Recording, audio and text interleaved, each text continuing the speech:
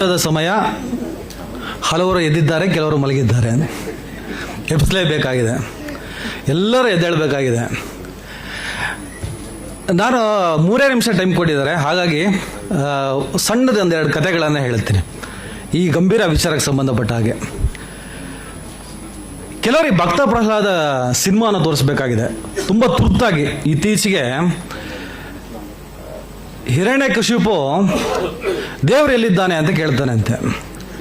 ಅದಕ್ಕೆ ಭಕ್ತ ಪ್ರಹ್ಲಾದ ದೇವರು ಎಲ್ಲೆಲ್ಲೂ ಇದ್ದಾನೆ ಅಂತನಂತೆ. ಹೌದಾ, ನೋಡಿದಾರೆ ಸಿನಿಮಾ? ದೇವರು ಎಲ್ಲೆಲ್ಲೂ ಇದ್ದಾನೆ ಅಂತ. ಪಾಪ ಈ ಮೂರ್ಖರು ಏನು ಮಾಡ್ತಾ ಇದ್ದಾರೆ, ಈ ಮಸೀದಿ ಕೆಳಗಡೆ ದೇವ್ರನ್ನ ಹುಡುಕ್ತಾ ಇದ್ದಾರೆ. ಈಗ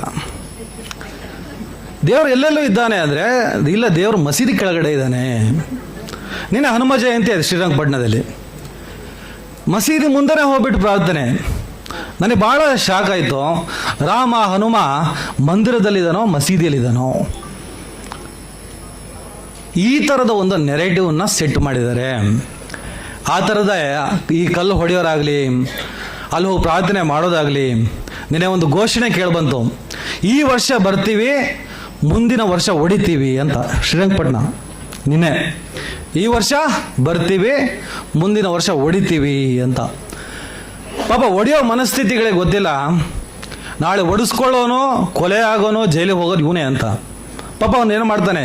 ಈ ಹುಡುಗರಿಗೆ ಒಂದು ಸಣ್ಣ ಕತೆ ಹೇಳ್ತೀನಿ, ಈ ಹುಡುಗರಿಗೆ ಮಾತ್ರ. ಸಿಂಹ ಆನೆಗೆ ಹೇಳುತ್ತಂದೆ, ಸಿಂಹ ನರಿಗೆ ಇಮ್ಮಿಡಿಯೇಟಾಗಿ ನನಗೆ ಒಂದು ಪ್ರಾಣಿನ ತಗೊಂಬ, ಇಲ್ಲಾಂದರೆ ನಾನು ನಿನ್ನ ತಿಂದುಬಿಡ್ತೀನಿ ಅಂತ. ನರಿ ಹುಡ್ಕೊಂಡು ಹೋಗುತ್ತೆ, ಒಂದು ಕತ್ತೆ ಸಿಗುತ್ತೆ, ಕತ್ತೆನ ಕರ್ಕೊಂಬರುತ್ತೆ. ಕತ್ತೆಗೆ ಹೇಳುತ್ತೆ, ಸುಮ್ಮನೆ ಬರಲ್ಲ, ಸಿಂಹದ ಹತ್ರ ಹೋಗ್ತಾ ಇದ್ದೀವಿ ಬಂದ್ಬಿಡುತ್ತಾ? ಹೇಳುತ್ತೆ, ನಿನ್ನನ್ನು ಸಿಂಹಾಸನದಲ್ಲಿ ಕೂರಿಸುವಂಥ ವ್ಯವಸ್ಥೆಯನ್ನು, ನಿನ್ನನ್ನು ಕಾಡಿನ ರಾಜ ಮಾಡುವಂಥ ವ್ಯವಸ್ಥೆಯನ್ನು ಒಂದು ಸಿಂಹ ಮಾಡ್ತಾ ಇದೆ, ಅದಕ್ಕೆ ಸಿಂಹ ನಿನ್ನ ಕರ್ಕೊಂಬರಕ್ಕೆ ಹೇಳಿದೆ ಅಂತ ಹೇಳ್ಬಿಟ್ಟು ಕತ್ತೆನ ಕರ್ಕೊಂಡು ಹೋಗ್ತಾರೆ ಅಂತ. ಕತ್ತೆ ಭಾಳ ಖುಷಿಯಿಂದ ಸಿಂಹದ ಹತ್ರ ಹೋಗುತ್ತೆ. ಸಿಂಹ ಇಮಿಡಿಯೇಟ್ ಅಟ್ಯಾಕ್ ಮಾಡಿ ಅದು 2 ಕಿವಿನ ಕಚ್ಕ ತಿನ್ನುತ್ತೆ. ಇಮಿಡಿಯೇಟ್ ಓಡೋಗ್ಬಿಡುತ್ತೆ ಕತ್ತೆ. ಒಳ್ಳೆ ರಾಜ ಮಹಾರಾಜ ಮಾಡ್ತೀನಿ ಅಂತ ಬಂದುಬಿಟ್ಟು ಒಳ್ಳೆ ಬಲಿ ಕೊಡ್ತಿದ್ದಾನಲ್ಲ ಅಂತ ಹೇಳಿ, ನರಿ ಏನು ಮೋಸ ಮಾಡಿಬಿಟ್ಟೆ, ನೀನು ನರಿ ಬುದ್ಧಿ ತೋರಿಸ್ಬಿಟ್ಟಿಯಲ್ಲ ಅಂತ.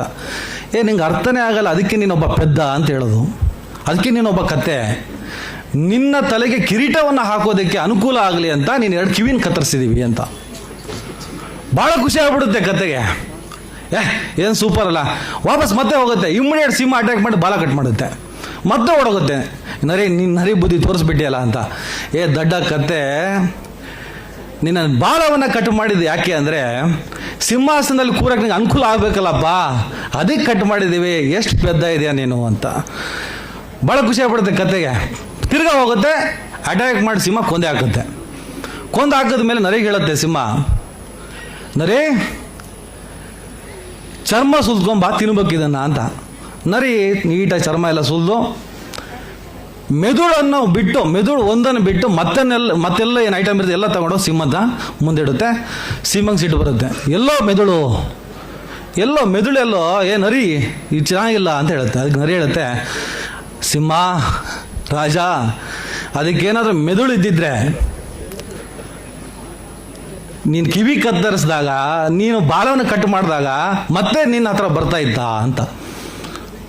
ಇದು ಆ ನೆರೇಟಿವ್ ಸೆಟ್ ಒಳಗಡೆ ಬಲಿಯಾಗ್ತಿರುವಂಥ ಹುಡುಗರು ಮುಂದಿನ ವರ್ಷ ಬರ್ತೀವಿ, ಹೊಡಿತೀವಿ ಅಂತ ಹೇಳ್ತಲ್ಲ, ಆ ಮನಸ್ಥಿತಿಗಳಿಗೆ ಈ ಕಥೆಯನ್ನು ನಾನು ಹೇಳ್ತಾ ಇದ್ದೀನಿ. NRCCA ಹೋರಾಟ ಮೇಡಮ್ ಕೂತಿದ್ದಾರೆ. ನಾವು ಒಂದು 2-3 ವೇದಿಕೆಯಲ್ಲಿ ನಾವು ಭಾಷಣ ಮಾಡಿದ್ದೀವಿ. NRCCA ಟೈಮಲ್ಲಿ ಸತತವಾಗಿ ಇದೇ ವಿಚಾರ, ಅಲ್ಪಸಂಖ್ಯಾತರ ವಿರುದ್ಧ, ಕೋಮುವಾದದ ದೌರ್ಜನ್ಯದ ವಿರುದ್ಧ ಹಲವಾರು ಭಾಷಣಗಳನ್ನು ಮಾಡ್ಕೊಂಡು ಬಂದಿದ್ದೀವಿ ನಾವು. ಭಾಳ ಸಂಕಷ್ಟದ ಸ್ಥಿತಿ ಇದೆ. ಮೊಟ್ಟ ಮೊದಲಿಗೆ ಈ ಧಾರ್ಮಿಕ ಕೋಮುವಾದಕ್ಕೆ ಕಾರಣ ಪಾಕಿಸ್ತಾನಕ್ಕೆ ಹೋಗಿ ನಿಮಗೆ ಸಪ್ರೇಟ್ ಆದ ಒಂದು ದೇಶ ಕೊಟ್ಟಿದ್ದೇವಲ್ಲ, ನೀವು ಹೊರಟ್ಬಿಡಿ. ಫಸ್ಟ್ ನೆರೇಟಿವ್ ಸೆಟ್ ಮಾಡ್ತಾರೆ ಅವರು. ನಿಮಗಂತ ಒಂದು ದೇಶವನ್ನು ಕೊಟ್ಟಿದ್ದೀವಿ, ನಿಮಗಂತ ಒಂದು ಪಾಕಿಸ್ತಾನ ಕೊಟ್ಟಿದ್ದೀವಿ, ನೀವು ಹೋಗಿಲ್ಲ, ನೀವು ಇಲ್ಲಿ ಉಳ್ಕೊಂಡಿದ್ದೀರಿ, ಹಾಗಾಗಿ ನೀವು ವಾಪಸ್ ಹೋಗಿ, ಈ ಥರದ ಒಂದು ನೆರೇಟಿವ್ ಸೆಟ್ ಮಾಡ್ತಾರೆ. ಇದನ್ನು ಉತ್ತೇಜನ ಮಾಡಿಕೊಂಡು ತುಂಬ ಪೀಕಿ ತಗೊಂಡು ಹೋಗೋದು ರಾಜಕಾರಣ. 2ನೇ ವ್ಯಾಪ್ತಿಯಲ್ಲಿ ಇವರು ಬರ್ತಾರೆ ನೋಡಿ. ವಕ್ಫ್ ಅಂತ ನೆಟ್ಟಿಗೆ ಹೇಳಕ್ಕೆ ಬರಲ್ಲ, ವಕಪ್ಪು ಅಂತಾನೆ ಭಾಳ ದೊಡ್ಡದಾಗಿ ಮಾತಾಡ್ತಾರೆ. ನಿಮ್ಗೆ ಗೊತ್ತಿದೆ ಯಾರಂತ. ವಕ್ಫ್ ಅನ್ನಕ್ಕೆ ಬರಲ್ಲ ಮೇಡಮ್, ವಕಪ್ಪು ಅಂತಾನೆ. ಯಾವ ರೀತಿಯಲ್ಲಿ ಇವರು ಅದನ್ನು ಸೆಟ್ ಮಾಡ್ಕೊಂಡು ಹೋಗ್ತಾರೆ. ಆಲ್ರೆಡಿ ಪಾಕಿಸ್ತಾನಕ್ಕೆ ಹೋಗಬೇಕಾದ ಮುಸಲ್ಮಾನ ಇಲ್ಲಿ ಉಳ್ಕೊಂಡು ಈ ಭಾರತದ ಭೂಮಿಯನ್ನು ಕೂಡ ಕಬ್ಜಾ ಮಾಡಿಕೊಂಡು ಹಿಂದುವನ್ನ ಸಂಪೂರ್ಣವಾಗಿ ನಾಶ ಮಾಡುವ ತಂತ್ರ ಅನ್ನುವಂಥ ನೆರೆಟಿವ್ನ ಸೆಟ್ ಮಾಡ್ತಾರೆ. ಇದನ್ನು ದೊಡ್ಡ ಮಟ್ಟದಲ್ಲಿ ಜನರನ್ನ ಮುಟ್ಟಿಸುವ, ಕಲ್ಲು ಹೊಡಿತೀವಿ, ಮಸೀದಿ ನುಗ್ತೀವಿ, ಮುಂದಿನ ವರ್ಷ ಬರ್ತೀವಿ ಅಂತ ಹೇಳುತ್ತಲ್ಲ, ಆ ಮನಸ್ಥಿತಿಯನ್ನು ತಯಾರು ಮಾಡೋದು ಸಾಮಾಜಿಕ ಜಾಲತಾಣ.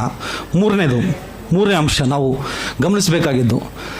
ಆಮೇಲೆ ಆರ್ಥಿಕ ಮತ್ತು ಸಾಮಾಜಿಕ ಅಸಮಾನತೆ. ಯಾರು ಇವರು? ಗಲಾಟೆಗೆ ಹೋಗೋರು ಯಾರು ಹೋಗೋದು? ಇವರಿಗೆ ಕೆಲಸ ಇರಲ್ಲ, ನಿರುದ್ಯೋಗ, ಇನ್ನಿತರ ಸಮಸ್ಯೆಗಳಿಂದ ನೊಂದಂಥ ವ್ಯಕ್ತಿ ಈ ಥರದ ಸಂಘರ್ಷಕ್ಕೆ ಈಸಿಯಾಗಿ ಇಳಿತಾನೆ. ಹಾಗಾಗಿನೇ ಈ ಕಾರಲ್ಲಿ, ಬೈಕಲ್ಲಿ ಎಲ್ಲ ಕಿರ್ಚಾಡ್ತಿದ್ದಂಥ ವ್ಯಕ್ತಿಗಳೆಲ್ಲ ದೊಡ್ಡ ಹಿಂದೂ ರಕ್ಷಕರು, ಹಿಂದೂ ಹೋರಾಟಗಾರ ಆಗ್ಬಿಟ್ಟಿದ್ದಾರೆ ಇವತ್ತು. ದುರಂತ ನೋಡಿ ಯಾವ ಥರ ಇದೆ ಅಂತೇಳಿ. ಸರಿ, ಇದನ್ನು ಹೇಗೆ ನಾವು ಪರಿಹಾರ ಮಾಡ್ಬೋದು? ಎಲ್ಲಿ ಸಮಸ್ಯೆ ಇದೆಯೋ ಅಲ್ಲೇ ಪರಿಹಾರ ಇದೆ. Very simple. ಮೊದಲು ರಾಜಕಾರಣದ ಆ ದುಷ್ಟತನವನ್ನು ಕೊಲ್ಲುವಂಥ ಕೆಲಸವನ್ನು ರಾಜಕಾರಣ ಮಾಡಬೇಕು. ಅವ್ರಿಗೆ ಆ ಜವಾಬ್ದಾರಿಯನ್ನು ಅವ್ರು ನಿರ್ವಹಿಸಬೇಕು. ಎರಡನೇದು, ಸಾಮಾಜಿಕ ಜಾಲತಾಣವನ್ನು ಯಾವ ಥರ ಇವರು ಪರಿಣಾಮಕಾರಿಯಾಗಿ ಬಳಸ್ಕೋತಾ ಇದ್ದಾರೋ ಅಷ್ಟೇ ಪರಿಣಾಮಕಾರಿಯಾಗಿ ಅವರ ಸಂಚನ್ನ ಮತ್ತು ಕುತಂತ್ರವನ್ನು ಸೋಲಿಸುವುದಕ್ಕೆ ನಾವು ಬಳಸುವಂಥ ಕೆಲಸವನ್ನು ಮಾಡಬೇಕಾಗಿದೆ. ಹಾಗೂ ಇವತ್ತು ನಮ್ಮ ಕರ್ನಾಟಕ ಜನಶಕ್ತಿ ಸೇರಿದ ಹಾಗೆ ನಮ್ಮದು ನಮ್ಮ ಧ್ವನಿ ಸಂಘಟನೆ ಮಹೇಂದ್ರ ಕುಮಾರ್, ನಾವೆಲ್ಲ ಕೋಮುವಾದದ ವಿರುದ್ಧನೇ ಜಾಸ್ತಿ ಮಾತಾಡ್ತಾ ಬಂದವರು. ನಮ್ಮ ಈ ಸಂಘಟನೆಗಳು ಮಾಡ್ತಿರುವಂಥ ಕಾರ್ಯಕ್ರಮಗಳು, ಏನು ಯೋಜನೆಗಳು ಇವತ್ತು ನಾವೆಲ್ಲ ಸೇರ್ಕೊಂಡಿದ್ದೇವಲ್ಲ, ಇಂತಹ ಪರಿಣಾಮಕಾರಿ ಪ್ರಯತ್ನಗಳ ಮೂಲಕ ಅಲ್ಪಸಂಖ್ಯಾತ ಸಮುದಾಯದ ಜೊತೆ ನಮ್ಮ ಎಲ್ಲ ಶಕ್ತಿಗಳು ಸೇರ್ಕೋಬೇಕಾಗಿದೆ. ಬಹಳ ಇಂಪಾರ್ಟೆಂಟ್ ಇದು. ಅವರನ್ನು ನಾವು ಒಂಟಿಯಾಗಿ ಬಿಡಲೇಬಾರ್ದು. ಬಹುಶಃ ಭಾರತದಲ್ಲಿ ಇವತ್ತಿಗೂ ಕೂಡ ನಾವೇನು ಸಿರಿಯಾ, ಮಧ್ಯಪ್ರಾಚ್ಯ ರಾಷ್ಟ್ರಗಳ ಕಥೆಯನ್ನು, ಅಲ್ಲಿನ ಸಿವಿಲ್ ವಾರ್ ಯಾಕೆ ಶುರುವಾಯಿತು ಅನ್ನೋದನ್ನು ಓದ್ತಾ ಇರ್ತೀವಲ್ಲ, ಅವಾಗ ಅನ್ಸೋದು ನನ್ನ ದೇಶದಲ್ಲಿ ಇವತ್ತು ಕೂಡ ಆ ಥರದ ಕೆಟ್ಟ ಪರಿಣಾಮಗಳು ಆಗಿಲ್ಲ ಅನ್ನೋದಕ್ಕೆ ಕಾರಣ ಬಹುಶಃ ಅಲ್ಪಸಂಖ್ಯಾತರ ಜೊತೆ ನಿಂತಂಥ ಈ ಶಕ್ತಿಗಳೇ ಕಾರಣ. ಆ ಕಾರಣಕ್ಕೆ ಅವರಿಗೆ ತಡ್ಕೊಳಕ್ಕಾಗ್ತಿಲ್ಲ, ಒದ್ದಾಡ್ತಿದ್ದಾವೆ. ಕೊನೆಯದಾಗಿ 3 ನಿಮಿಷ ಇರೋದ್ರಿಂದ ಕೊನೆಯದು ಒಂದೇ ಒಂದು ಹೇಳ್ತೀನಿ. ನಾವು ಅರ್ಥ ಮಾಡ್ಕೊಳ್ಬೇಕಾಗಿದ್ದೇನೆಂದರೆ, ಮತ್ತು ಇದ್ರ ಜೊತೆ ಒಂದು ಸಣ್ಣದು, ಮಾಧ್ಯಮಗಳು ಇವೇನು ಈ ಥರದ ದುರ್ಘಟನೆ ಆಗಬಾರ್ದು, ಭಾಳ ಸಂಕಷ್ಟ ಇದೆ. ಸುಸೈಡ್ ಮಾಡ್ಕೊತಾ ಇದ್ದಾರೆ. ತುಂಬ ಗೊತ್ತಿಲ್ಲ, ನಾನು ಮಸೀದಿ ನುಗ್ತೀನಿ, ಚರ್ಚಿ ನುಗ್ತೀನಿ ಅಂತ ಹೇಳ್ತಾ ಇದ್ದಾನಲ್ಲ, ಮುಂದಿನ ವರ್ಷ ಬರ್ತೀವಿ ಅಂತ ಹೇಳ್ತಿದ್ದಾನಲ್ಲ, ಅವನು ಸುಸೈಡ್ ಮಾಡ್ಕೊತಿರೋದು, ಅವನೇ ಸಾಯಿಸ್ತಾ ಇರೋದು. ನಾವು ಹೋರಾಟ ಮಾಡಬೇಕಾಗಿದ್ದು ಅಲ್ಪಸಂಖ್ಯಾತರ ಪರವಾಗಿ ಅನ್ನೋದಕ್ಕಿಂತ ಈ ಸುಸೈಡ್ ಮಾಡ್ಕೊಳ್ತಿದಾರಲ್ಲ ಅವ್ರ ಪರವಾಗಿ ಹೋರಾಟ ಮಾಡಬೇಕಾಗಿದೆ. ಯಾಕಂದರೆ ಅವ್ರು ಬಹುಸಂಖ್ಯಾತರು, ಅವ್ರನ್ನ ಉಳಿಸೋದಕ್ಕೋಸ್ಕರ ನಾವು ಹೋರಾಟ ಮಾಡಬೇಕಾಗಿದೆ. ಮಾಧ್ಯಮಗಳು ಸುಳ್ಳು ಹೇಳೋದನ್ನು ಬಿಡಬೇಕಾಗಿದೆ. ಮಾಧ್ಯಮಗಳು ಅದು ಬಿಟ್ಟರೆ ಬೇರೆ ಏನು ಮಾಡ್ತಾ ಇಲ್ಲ. ಈಗ ಸದ್ಯಕ್ಕೆ ಸುಳ್ಳು ಹೇಳ್ತಿದ್ದಾವೆ. ಸತ್ಯವನ್ನು ಮುಟ್ಟಿಸ್ಬೇಕು ಕೆಲಸವನ್ನು ಮಾಡಬೇಕು. ಯಾಕಂದರೆ ನಾಳೆ ಅವ್ರಿಗೆ ಭಾಳ ಇದರಲ್ಲಿದ್ದಾರೆ. ನಾಳೆ ಅವರ ಮನೆಯ ಹೊಸ್ತಿಲಿಗೆ ಬಿದ್ದ ಬೆಂಕಿ ನಾಳೆ ನನ್ನ ಮನೆಯ ಹೊಸ್ತಿಲನ್ನು ಮುಟ್ಟುತ್ತೆ ಅನ್ನುವಂಥ ಕ್ಲಾರಿಟಿ ಮಾಧ್ಯಮಗಳಿಗೆ ಬೇಕು. ಅವಾಗ ಯಾವ ಪಬ್ಲಿಕ್ ಹೀರೋಗಳು ಕೂಡ ಉಳ್ಕೊಳ್ಳೋಕೆ ಸಾಧ್ಯ ಇಲ್ಲ ಮೇಡಮ್. ಕೊನೆಯದು, ಮಾರ್ಕ್ ಟ್ವೇನು ಅಮೇರಿಕದ ಖ್ಯಾತ ಬರಹಗಾರ, ಆತ ಹೇಳ್ತಾನೆ, ಭಾಳ ಚೆನ್ನಾಗಿ ಹೇಳ್ತಾನೆ, ಒಂದು ಜಾರ್ನೊಳಗಡೆ ಕಪ್ಪು ಇರುವೆ ಮತ್ತು ಕೆಂಪು ಇರುವೆ ಎರಡನ್ನ ಬಿಟ್ಬಿಡ್ಬೇಕು ನಾವು. ಅದರ ಪಾಡಿಗಿರುತ್ತೆ, ಏನು ಸಮಸ್ಯೆ ಇಲ್ಲ. ಕಪ್ಪು ಇರುವೆ ಮತ್ತು ಕೆಂಪು ಇರುವೆ ಒಂದು ಜಾರ್ನೊಳಗಡೆ ಆರಾಮಲ್ಲಿರುತ್ತೆ. ಆ ಜಾರನ್ನು ಮುಚ್ಚಿಬಿಡೋಣ, ಅದ್ರ ಪಾಡಿಗೆ ಅದಿರುತ್ತೆ. ಯಾರೋ ಹೋಗ್ಬಿಟ್ಟು ಅಲ್ಲಾಡಿಸ್ಬಿಡಿ ಒಂದ್ಸಲ ಜಾರನ್ನ. ಕಪ್ಪು ಇರುವೆ ಅಂದ್ಕೊಳ್ಳುತ್ತೆ, ಕೆಂಪು ಇರುವೆ ನನ್ನ ಮೇಲೆ ಅಟ್ಯಾಕ್ ಮಾಡಿದೆ. ಕೆಂಪು ಇರುವೆ ಅಂದ್ಕೊಳ್ಳುತ್ತೆ, ಕಪ್ಪು ಇರುವೆ ನನ್ನ ಮೇಲೆ ಅಟ್ಯಾಕ್ ಮಾಡಿದೆ ಅಂಥೇಳಿ ಅವು ಪರಸ್ಪರ ಕಚ್ಕೊಳ್ಳೋಕೆ ಶುರು ಮಾಡುತ್ತಂತೆ. ನನ್ನ ಭಾರತ ದೇಶದ ಸದ್ಯದ ಪರಿಸ್ಥಿತಿ ಅದೇ. ನಾವು ಒಂದು ಭಾರತ ಅನ್ನುವಂಥ ಜಾರಿನೊಳಗಡೆ ಇರುವಂಥ ಕಪ್ಪು ಮತ್ತು ಕೆಂಪು ಇರುವೆಗಳು. ನಾವು ಎಚ್ಚರವನ್ನು ವಹಿಸಬೇಕಾಗಿದ್ದು ಆ ಜಾರನ್ನು ಅಲ್ಲಾಡಿಸುತ್ತಿರುವಂತಹ ದುಷ್ಟ ಶಕ್ತಿಯ ಬಗ್ಗೆ. ಈ ಥರದ ಒಂದು ನೆರೇಟಿವನ್ನು ಸೃಷ್ಟಿ ಮಾಡಿದಂಥ ಆ ಶಕ್ತಿಗಳನ್ನು ಕೊಲ್ಲೋದಕ್ಕೋಸ್ಕರ ನಾವೆಲ್ಲರೂ ಒಟ್ಟಿಗೆ ಸೇರಿ ಹೋರಾಟ ಮಾಡೋಣ. ಅಲ್ಪಸಂಖ್ಯಾತ ಸಮುದಾಯದ ಜೊತೆ ಭಾಳ ದೊಡ್ಡ ಮಟ್ಟದಲ್ಲಿ ಇವತ್ತು ಬೇರೆ ಬೇರೆ ಶಕ್ತಿಗಳು ಸೇರ್ಕೊಂಡಿರೋದ್ರಿಂದ, ಈ ಥರದ ಹೋರಾಟದ ಶಕ್ತಿಗಳು ಸೇರ್ಕೊಂಡಿರೋದ್ರಿಂದ ಅವರ ಬೇಳೆಗಳು ಬೇಯ್ತಾ ಇಲ್ಲ. ಹಾಗಾಗಿ ಪುರುಷೋತ್ತಮ್ ಬಿಳಿಮಲೆ ಸರ್ ಅವರು ಕೊನೆಯದಾಗ ಅದನ್ನು ಹೇಳ್ಬಿಡ್ತೀನಿ. RSS ವೆಬ್ಸೈಟ್ ತುಂಬ ಡಲ್ ಆಗಿರುವಂಥ ವೆಬ್ಸೈಟ್ ಅಂತ ಭಾಳ ಸ್ಪಷ್ಟವಾಗಿ ಹೇಳಿದ್ರು. 100% ಹೌದು.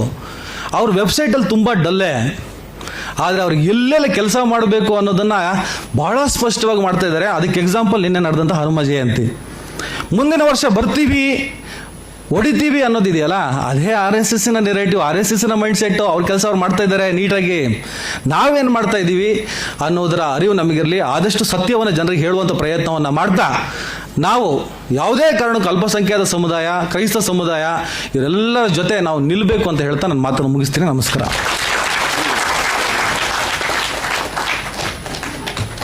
ಧನ್ಯವಾದಗಳು ಸರ್. ಯೂಟ್ಯೂಬ್ ಮುಖಾಂತರನೇ ತಮ್ಮ